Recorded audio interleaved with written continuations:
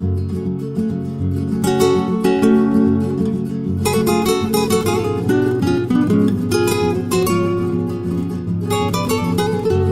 gracias a todos.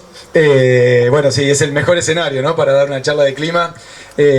Así que bueno, les agradezco. Cualquier cosa, contamos hasta 3, nos metemos rápido adentro, pero me parece que la van a disfrutar bastante, ¿no?, si empieza a caer algo de agua. Pero bueno, la idea era hablar un poquitito así de las perspectivas, agradecerles obviamente la presencia y bueno, la oportunidad de estar acá. La mayoría ya sabe, soy pampeano, así que volver acá a mi tierra la verdad que me agrada mucho y la verdad que me pone muy contento. No vengo lo que quisiera venir tan seguido, pero bueno, por lo menos con estas charlas, con estas propuestas, bueno, por lo menos ahora volvemos un poquito más seguido y ahora que por lo menos podemos circular y vernos un poco la cara y no esas cuestiones tan virtuales que se pierde un poco el contacto y el estar un poco cerca.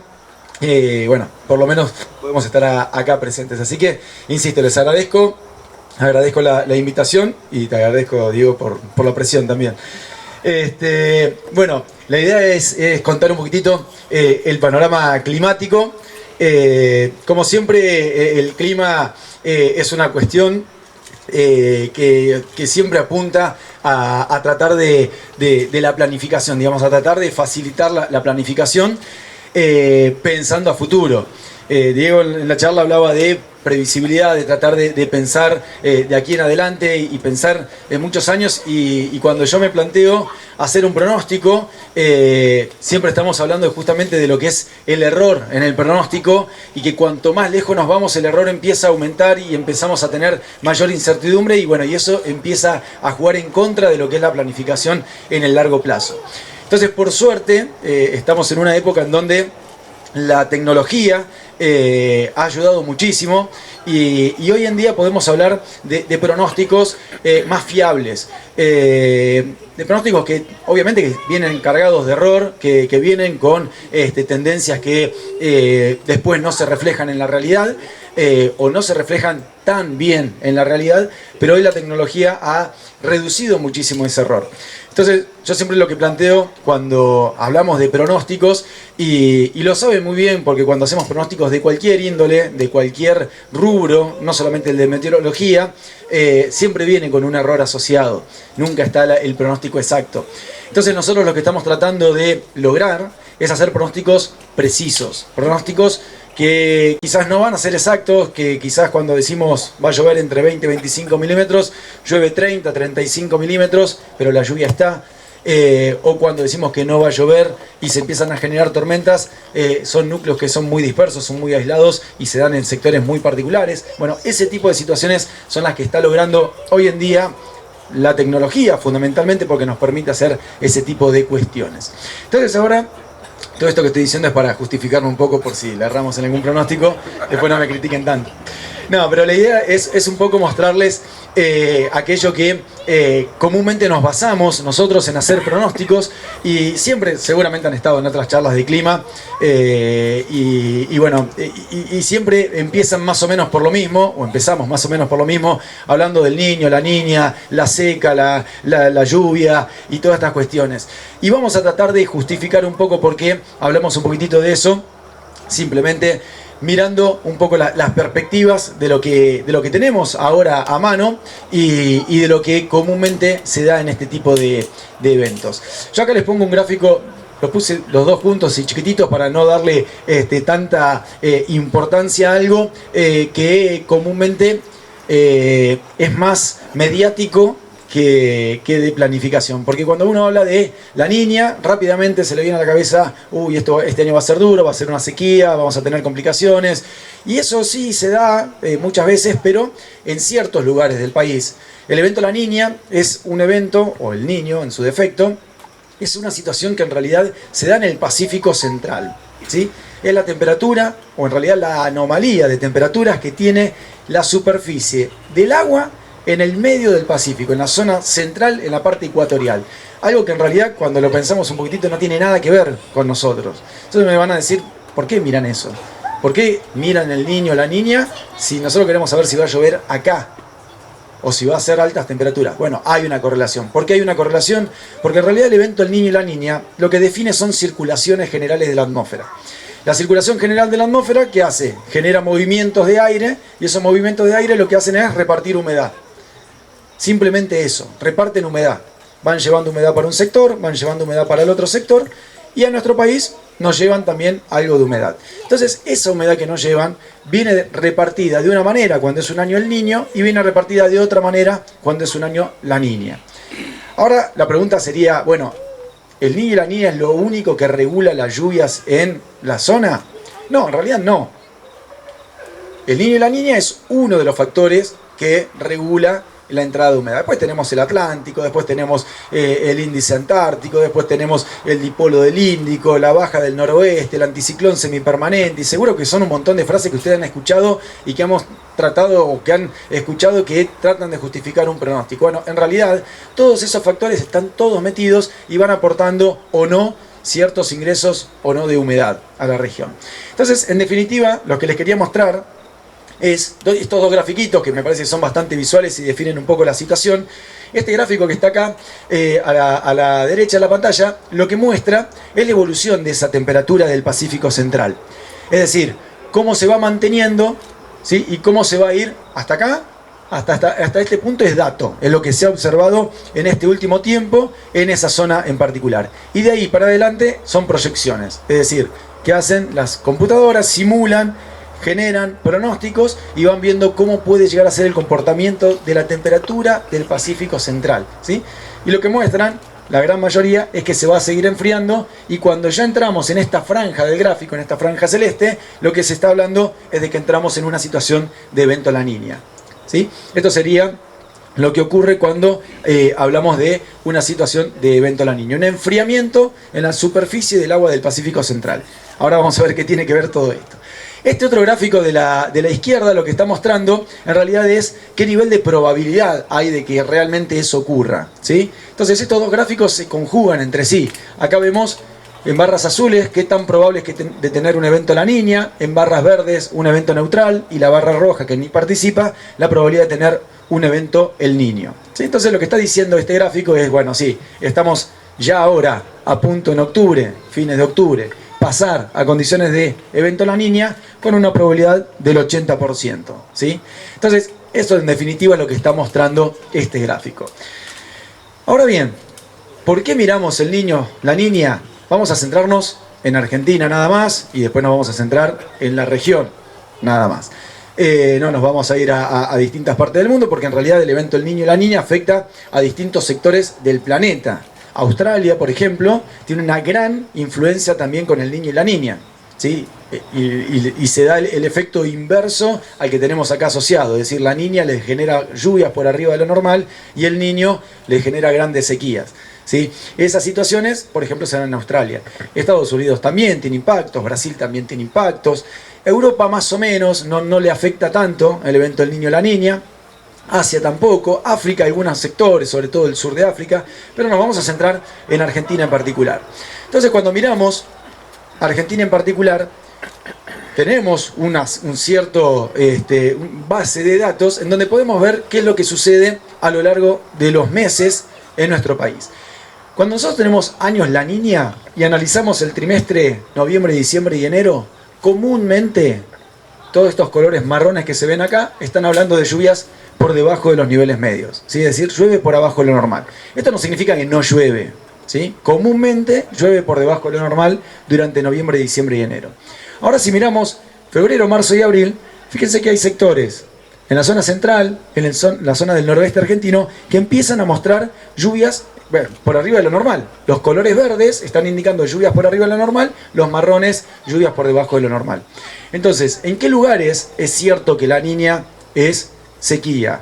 Y por ejemplo en la zona del litoral norte de Buenos Aires, en donde tenemos noviembre, diciembre y enero, y también febrero, marzo y abril, ¿sí? Durante toda la campaña o durante todo el periodo del verano, primavera, verano y parte del otoño, tienen lluvias por debajo de lo normal. Pero hay sectores que no. La Pampa, sur de Córdoba, San Luis, la zona del NOA, tiene comúnmente lluvias por arriba de lo normal. Entonces, por eso es importante empezar a sacarse un poco la cabeza esto que la niña es sequía y el niño es lluvia, porque eso en realidad sí sucede, pero en sectores fundamentalmente más volcados hacia el este del país. Uruguay, por ejemplo, el sur de Brasil, tiene impactos de sequía en los años La Niña. Ahora, si hablamos con alguien de Tucumán, de Salta, incluso hasta de Santiago del Estero, los años La Niña los benefician.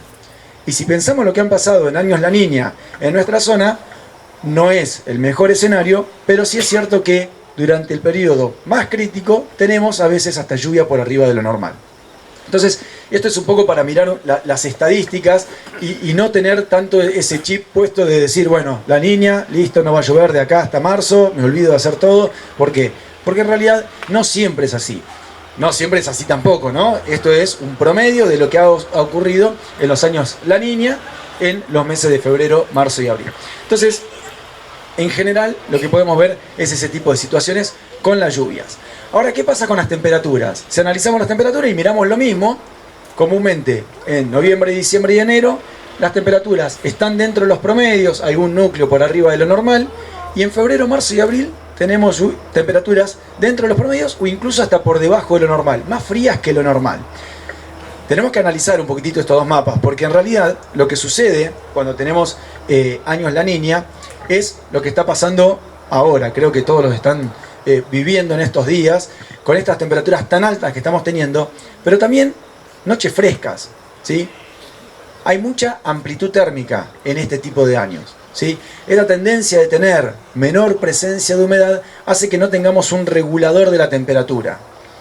El regulador máximo de la temperatura es la humedad. Cuando nosotros tenemos buena presencia de humedad, la temperatura no varía demasiado. Puede hacer calor, puede hacer frío, pero la diferencia de mínima y máxima no es tan grande. La variabilidad térmica día a día tampoco es tan grande. En cambio, en los años que son más secos, tenemos mucho cambio de temperatura.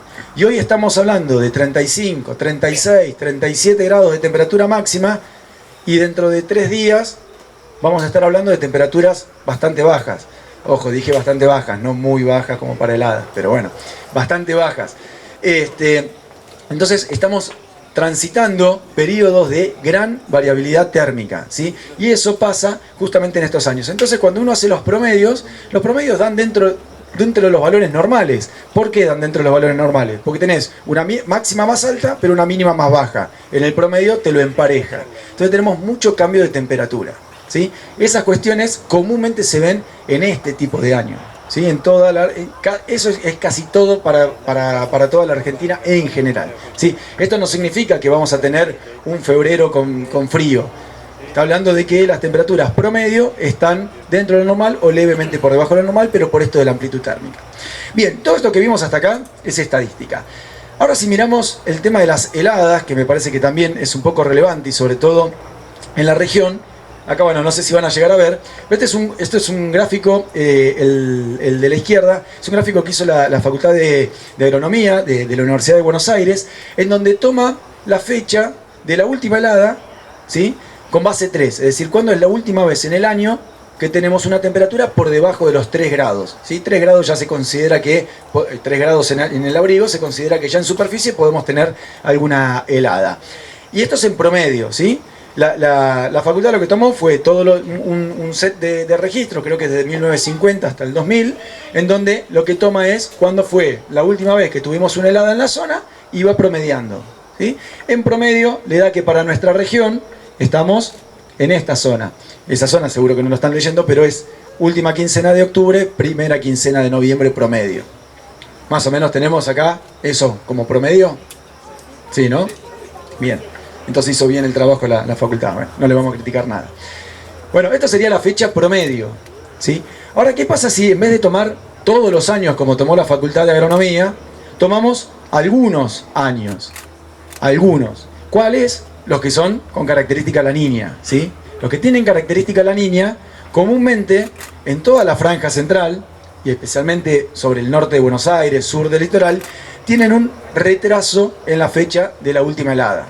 Es decir, los años La Niña son más riesgosos con el tema de las heladas tardías, ¿sí? Para la zona fundamentalmente del norte de Buenos Aires, pero también para nuestra región. Se atrasan entre 5 y 10 días aproximadamente. Esto también es un promedio. Es decir, que en vez de caer en en la última quincena de octubre, se potencia más la probabilidad de tenerlo en la primera quincena de noviembre, ¿sí? Puede extenderse hasta mediados de noviembre. Entonces, ese tipo de situaciones también es importante mirarlas, porque nosotros pensamos siempre en el tema de las lluvias, pero también tenemos que pensar en el tema de las temperaturas. ¿Y por qué se retrasa comúnmente esa situación? Bueno, por esto de la amplitud térmica. Si nosotros tenemos mucha variabilidad, somos muy vulnerables a tener entradas de aire frío. Así como fuimos vulnerables a tener entradas de calor en esta última semana, también somos vulnerables a tener entradas de aire frío la semana que viene, por ejemplo, o la otra, ¿sí? Mucho cambio de temperatura. Entonces, ese tipo de cuestiones también es importante tenerlas en cuenta en este tipo de años. Todo esto que vimos hasta acá es estadística, es cosa que ha pasado en tiempos anteriores. Diego decía en su charla, está bueno aprender también del pasado, de los errores o de los aciertos, pero aprender del pasado, de las cosas que ya pasaron. Bueno, acá tenemos cosas que ya pasaron y nos sirven para entender qué es lo que sucede comúnmente. No siempre sucede así, pero comúnmente, es decir, que el escenario más probable va por ese lado. Y justamente ahora lo que vamos a tratar de ver es el escenario más probable. Nosotros cuando hacemos pronósticos meteorológicos, yo comúnmente lo que hago es, a veces cuando en las redes sociales, por ejemplo, soy de mostrar muchos modelos, 5 o 6 modelos todos juntos, uno al lado del otro, ¿sí? Para mostrarles lo que está mostrando cada uno de los modelos para esta semana. Por ejemplo, muestro 5 modelos diferentes y digo, bueno, esto es para la lluvia acumulada en los próximos 7 días. Y lo dejo ahí. Primera pregunta que me hacen: ¿cuál es el que mejor anda? Y la respuesta que yo les digo es ninguno. Todos andan mal, o todos andan bien, tómenlo como quieran. Son todos modelos de excelencia, son todos modelos del centro europeo, del centro alemán, de Estados Unidos, de Japón, de Francia, de Brasil, no sé los que pongo ahí en las redes, pero son el australiano, son todos modelos de primera línea. No hay mejores que esos modelos, ¿sí? No hay mejores, son todos de primera línea. ¿Qué pasa? Cuando uno ve los mapas son distintos, no son todos los mapas iguales. Entonces la pregunta es, bueno, ¿qué hacemos? ¿Va a llover o no va a llover? Este me dice que llueve 50 milímetros, me dice que llueve 10. ¿A cuál le hago caso? Bueno, en realidad yo eso lo hago a propósito para mostrar la variabilidad que hay en los pronósticos y cómo trabajamos nosotros. ¿Cómo trabajamos nosotros? Tratando de mirar todo. Mirar todo y tratar de sacar conclusiones. Porque si nosotros nos basamos en un modelo, nos vamos a equivocar como se equivoque ese modelo. Si miramos todos los modelos, vamos a tratar de ir compensando los errores de un modelo para tratar de ir viendo cómo los demás se van acomodando. Entonces, cuando nosotros mostramos un pronóstico, en realidad mostramos un mapita con una respuesta. Esto es lo que se espera que sea así. Bueno, esa respuesta que mostramos es en realidad una composición de todo un montón de modelos que van generando este tipo de pronósticos. Y por ejemplo, lo que mostramos como resultado final es este tipo de mapas. Y este tipo de mapas lo que muestra es un promedio para noviembre, diciembre y enero. Acá les muestro todo un trimestre, en donde lo que muestra es lluvias por arriba o por debajo de lo normal. ¿Por qué en este caso muestro lluvias por arriba o por debajo de lo normal y no la lluvia prevista? Bueno, porque en realidad cuando empezamos a pensar en el largo plazo, muchas veces es importante el volumen de agua, pero también muchas veces es importante pensar cómo puede llegar a ser el panorama de la campaña o del periodo que vamos a estar analizando. Entonces lo que analizamos es, bueno, acá también, como veíamos antes, los colores marrones son lluvias por debajo de lo normal, los verdes por arriba de lo normal. Los que están mirando noviembre los veo con sonrisa, no sé qué pasa. ¿Sí? ¿No? Ah, bueno. Sí, veo que tienen algo de algo contento. Bueno. Claro, desde la mitad para allá. Los colores blancos, ojo, los colores blancos están hablando de lluvias dentro de los niveles medios, ¿sí? Dentro de los promedios. Los marrones es por debajo de lo normal. Cuanto más marrón sea, más abajo de lo normal. Cuanto más verde sea o azul, ya estamos hablando de lluvias muy por arriba de lo normal. Bueno, en general, lo que se ve, y cuando veíamos los mapas de estadística, en realidad tenían una estructura relativamente parecida a esto que estamos viendo, en donde, ¿qué está mostrando? En realidad, cuando tenemos un evento La Niña, yo les decía que el evento en sí lo que genera es una distribución de humedad. ¿Por qué? Comúnmente un año cualquiera, sin que sea La Niña, la humedad a nosotros, a Argentina, le llega por acá. Viene de Brasil, de Paraguay, ingresa por esta zona la humedad. En Brasil llueve bastante, tenemos viento norte, ese viento norte trae humedad, cualquier perturbación, cualquier pequeño frente que haya, genera lluvia. ¿Dónde la genera? Fundamentalmente en esta zona. Toda esta zona recibe toda la humedad, cuando hay un niño muy fuerte, son los años que Chaco, Formosa, Corrientes tienen los problemas de inundación. Corrientes no tanto por ahí, pero sí el norte de Santa Fe, Chaco, Formosa, y empiezan a tener grandes entradas de humedad, ¿sí? Toda esta zona tiene grande entrada de humedad.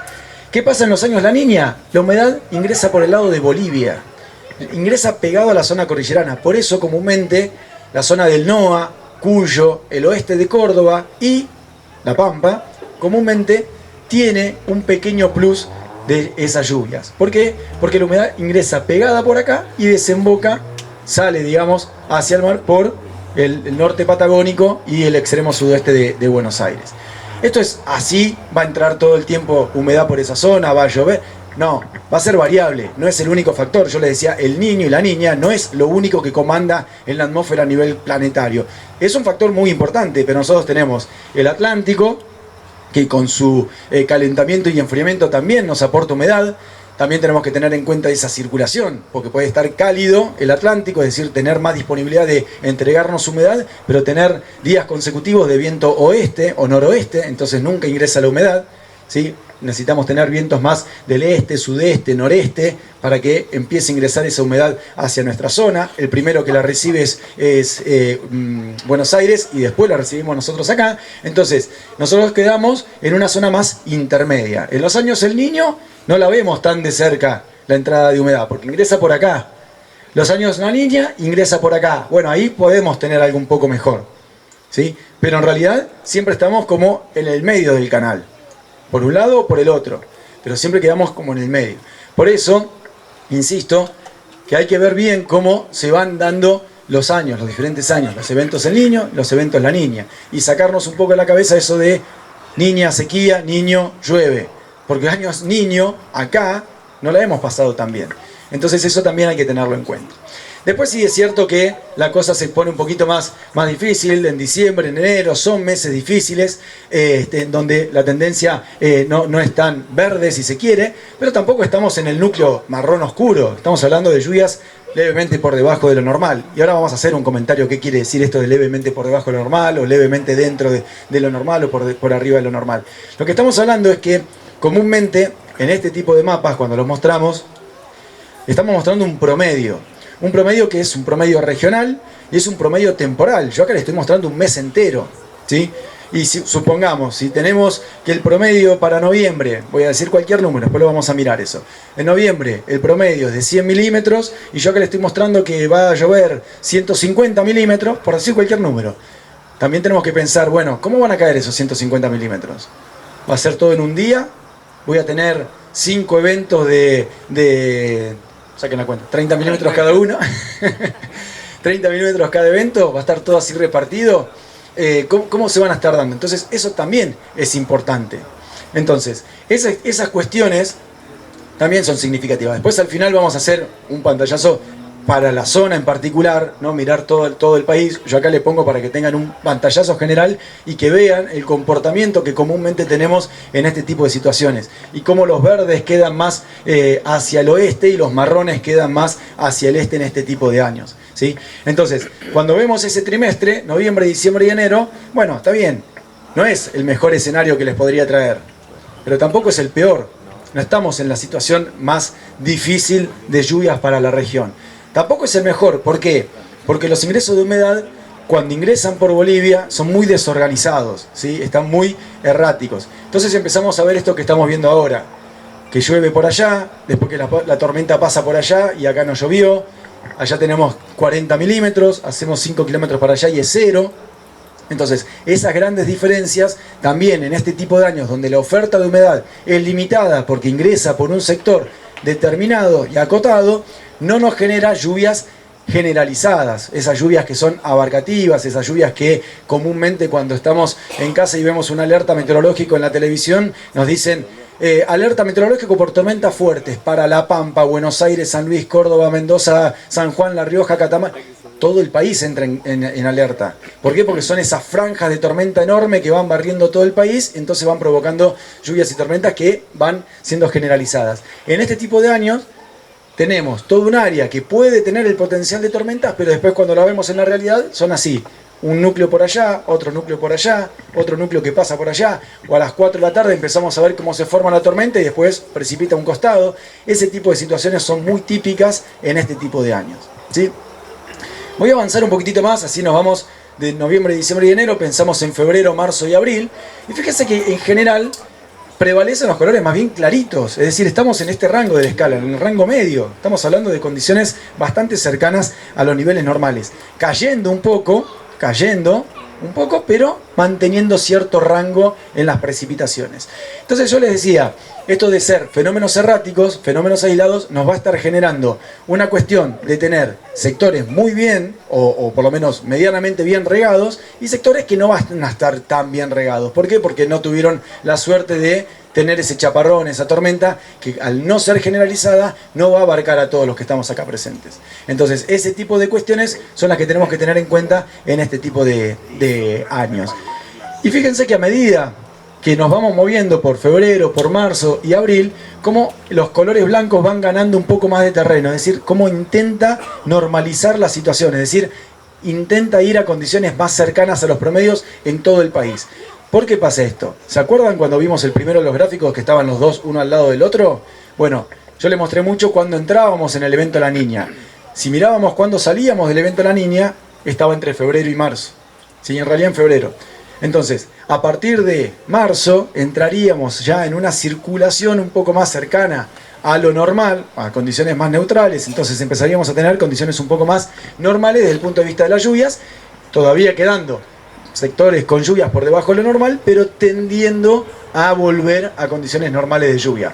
Lamentablemente ya las condiciones de humedad normal, digamos, estaríamos entre abril y mayo, ya cuando las lluvias empiezan a disiparse en su totalidad. Pero bueno, por lo menos tenemos ahí una cuestión en donde no estamos tan alejados de los niveles normales, está por debajo del normal, es cierto, pero con esto de tener los núcleos aislados. Y tendiendo a que en el otoño, bueno, se empieza a recomponer un poco. Después tenemos que afrontar el invierno, que ya sabemos cómo es acá. Entonces, bueno, ahí ya la cuestión es otra. Pero sí podemos pensar en que durante el periodo de febrero, marzo y abril no estamos tan alejados de lo que son los rangos normales. ¿Este es el escenario óptimo? No, vuelvo a insistir con eso. No es el escenario óptimo. El escenario óptimo es que nos lleva un poco por arriba de lo normal, porque en esta zona necesitamos un poco más de agua que lo normal, porque esta zona lo normal es poca agua. Entonces necesitamos que esa normalidad se supere para tener un mejor escenario. Pero bueno, dentro de todo no está tan mal.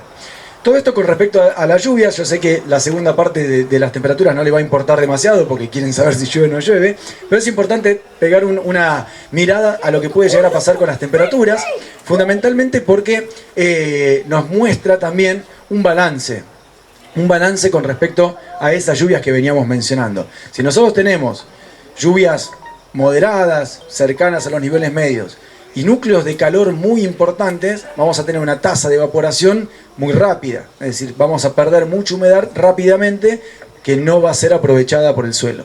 Entonces, este tipo de mapa lo que nos muestra es la tendencia de lo que puede llegar a ocurrir con respecto a las temperaturas, también mirado por arriba o por debajo de lo normal, ¿sí?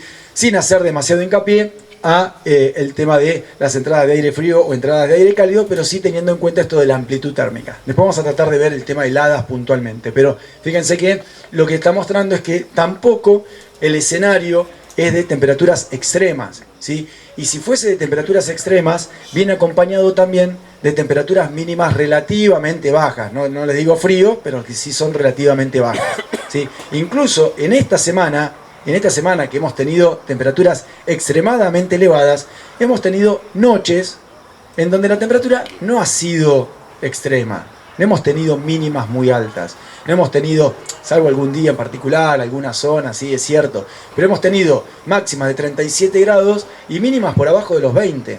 El momento crítico, sí, que ustedes también utilizan mucho, el índice de estrés térmico, es cuando la temperatura mínima tampoco baja.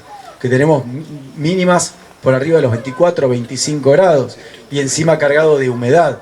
Entonces ahí es donde empieza a haber cuestiones. Ya sé que la temperatura máxima también afecta, obviamente que lo afecta, pero digo, teniendo en cuenta esta situación, no estamos hablando de una situación extrema desde el punto de vista de las temperaturas. ¿Vamos a tener en verano olas de calor de este estilo, de las que tuvimos ahora?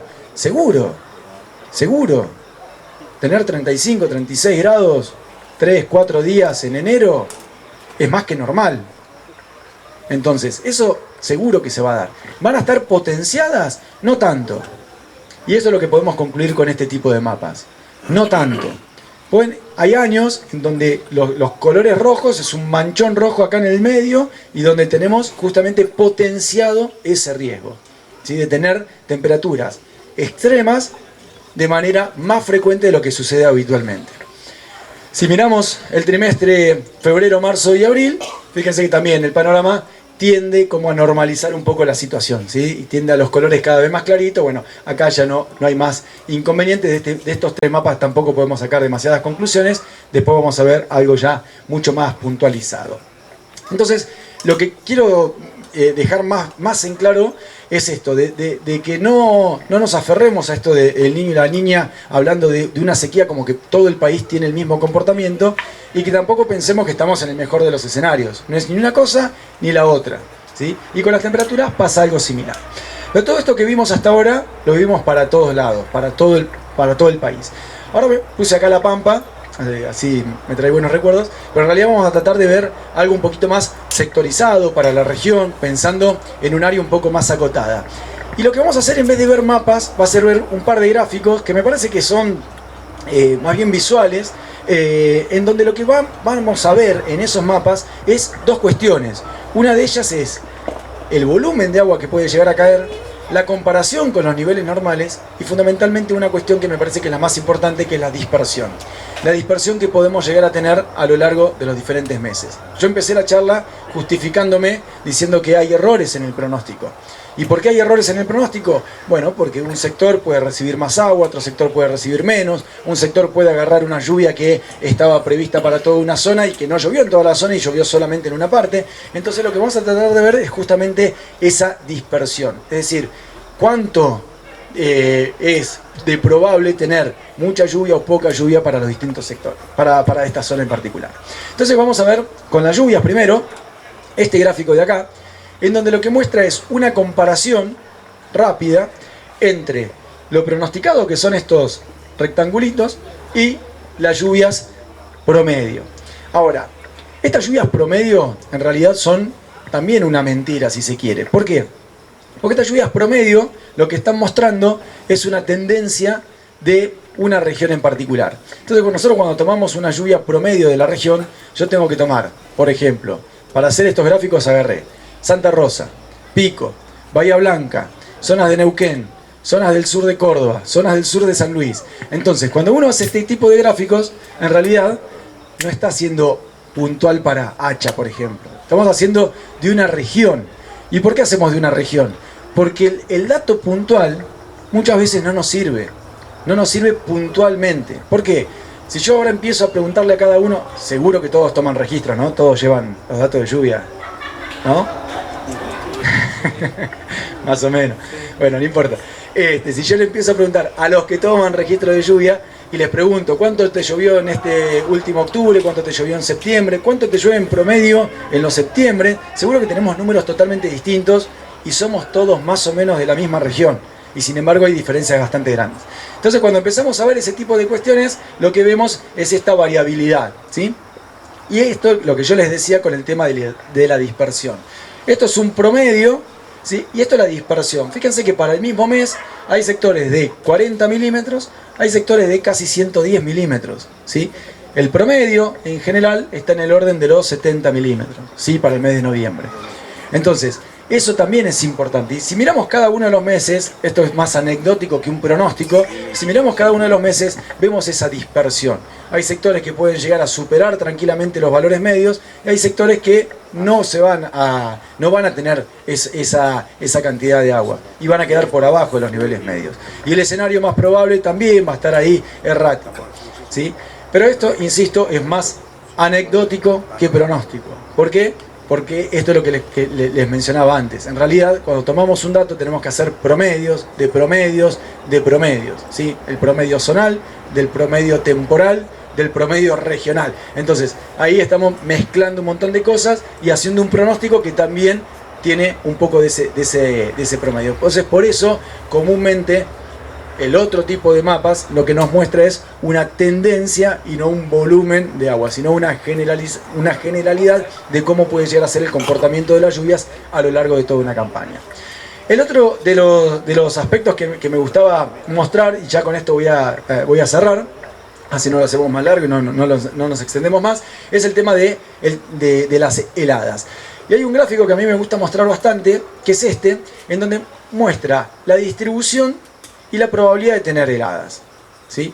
Para cada uno de los meses, como para que empecemos a pensar si hay posibilidades de heladas tardías, si hay posibilidades de heladas tempranas.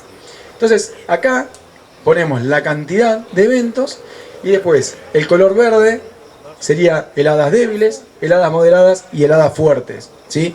Entonces, lo que se puede ver en este tipo de gráficos, como es un promedio también regional, es cuánto aproximadamente puede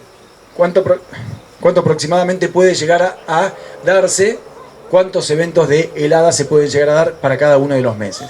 Y fíjense que acá en noviembre no llega ni siquiera un evento, pero está ahí, está latente. Es decir, esto de tener la posibilidad de una entrada de aire frío todavía en noviembre que me genere heladas, todavía está latente. No es una gran probabilidad, pero está presente. Y esto se afianza con esto que decíamos antes, de la variabilidad térmica que estamos teniendo. Después, diciembre, enero y febrero no debería haber mayores inconvenientes y ya en marzo empieza ahí a vislumbrarse. Fíjense que el de noviembre y el de marzo son bastante parecidos, ¿sí? Y bueno, ya después en abril ya empezamos con heladas normales, digamos. Empezamos a tener eventos de helada, pero en abril es normal tener en la zona eventos de helada. Incluso marzo sería relativamente normal tener eventos de helada. Por lo menos alguna débil es normal tenerlo. Pero bueno, este gráfico me parecía que era interesante para mostrar justamente esa tendencia de la posibilidad de tener heladas tempranas, tardías, ¿sí? Y cuánto de frecuencia. Este año en particular hemos tenido una elevada frecuencia de heladas, hemos tenido muchos episodios de helada, pero en general de corta duración, por esto que hablábamos antes, de mucha amplitud térmica. A la mañana amanecíamos con helada, 9, 10 de la mañana ya rápidamente se disipaba, empezaba a levantar la temperatura y ya no había esa condición que muchos años sí teníamos de la continuidad de la helada. Eso cuando se daban las heladas de 2 o 3 días que estaba todo helado, bueno, esa situación en este tipo de cuestiones no es tan habitual. Puede pasar, pero no es tan habitual. Con este tipo de año que estamos viendo, estamos hablando de un nivel de cantidad de heladas en el otoño y el invierno que viene, dentro de los niveles normales de tener episodios de helada. Así que bueno, con esto ya cierro y la idea era justamente mostrarles un poco este panorama de lo que puede llegar a ser el largo plazo y la tendencia de planificación en el largo plazo. Ahora simplemente para cerrar, y porque estaba mirando para el costado que no quiere venir, va a ser difícil, pero bueno, para que miremos un poquitito el corto plazo, hay relativamente buenas noticias. Tenemos ahora en este cierre de octubre, comienzo de noviembre, este frente que va a estar pasando y que nos va a estar dejando algunas lluvias, fundamentalmente entre domingo y lunes. Todo lo previo, es decir, entre hoy y mañana, si se da algo, lo festejamos, pero son eventos muy puntuales, muy aislados, lo que podemos tener entre hoy y mañana. Ya lo de pasado y lo del día lunes ya es un poquito más generalizado, ya es un poco más abarcativo y bueno, puede haber algo más significativo en toda la región. Y si miramos el acumulado de 8 a 14 días, es bastante similar, es decir, ya pensando casi en la segunda semana de noviembre, casi. También tenemos algunos pulsos de lluvia, no son demasiado abundantes. Acá, ahí está, ahí agrego la escala, en donde los colores azules estamos hablando de menos de 10 milímetros, los verdes entre 20 y 40, ya los amarillos sería por arriba de 50 a 60 milímetros. Con lo cual estamos hablando de algunos núcleos aislados de lluvia en los próximos días. ¿Están contentos los del norte de La Pampa? Bueno, tengan en cuenta, y esto me viene bien para esto, porque después me lo van a criticar al pronóstico, ya lo sé, que este tipo de eventos son fenómenos que en general se dan de manera puntual. Entonces hay muchas diferencias de lluvia entre un sector y el otro con este tipo de eventos, ¿sí? Las lluvias van a ir avanzando, van a ir provocando, van a ir generalizándose, pero después los acumulados, cuando vamos a estar, seguramente deben estar todos dentro de un mismo grupo de WhatsApp y se van pasando los mensajitos diciendo a mí me llovió 20, a mí 40, a mí 50. Bueno, en este tipo de situaciones van a encontrar que todos los que están metidos ahí adentro de ese grupo de WhatsApp van a tener diferencias muy grandes de las lluvias, ¿sí? Tanto estos próximos 7 días como también de 8 a 14 días en ese pronóstico de corto plazo, de mediano plazo ya. Pero bueno, tengan en cuenta esa situación y esto de lo errático de los fenómenos. Lluvias vamos a tener, no es el mejor de los escenarios, pero también está bastante alejado de ser el peor de los escenarios, con lo cual sigan trabajando como lo hacen siempre. Así que bueno, muchas gracias a todos y bueno.